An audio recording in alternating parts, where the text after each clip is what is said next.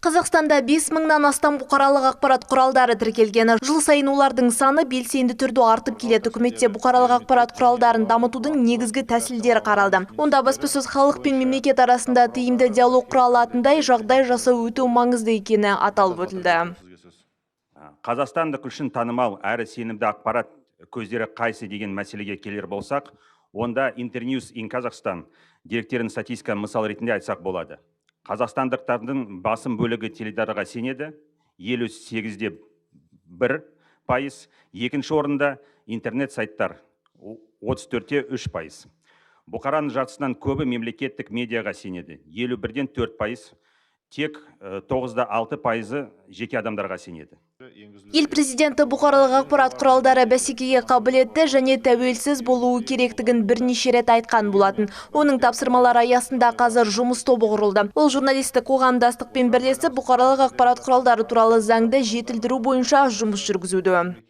Әзірленіп жатқан бұқаралық ақпарат құралдары туралы заң жобасы мемлекеттің мүдделерін, қоғамның сұранысын және медиа саланың даму үрдістерін ескеруі тиіс. Заң жобасында жаңалықтарды үкіметтік емес ұйымдарды, жұртшылықты, сарапшылар мен журналистерді қатыстыра отырып, кеңінен талқылауға шығару қажет.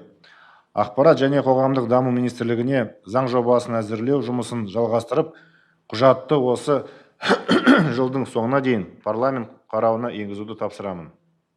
Бұл ретте халық үніне құлақ асатын мемлекетті қалыптастыру үшін ашық ақпараттық кеңістікті дұрыс пайдаланып, әлеуметтік желілер мен блогосфераның рөлін ескеру маңызды екенін түсінуіміз керек. Отырыс барысында мемлекеттік қызметтерді цифрландыруды дамыту мәселелері де қаралды. Қазіргі күні қызметтердің 93% онлайн түрде қолжетімді. егов мобайл мобильдік қосымшасында да электрондық қызметтерді пайдаланудың 2 есе өсуін атап өткім келеді.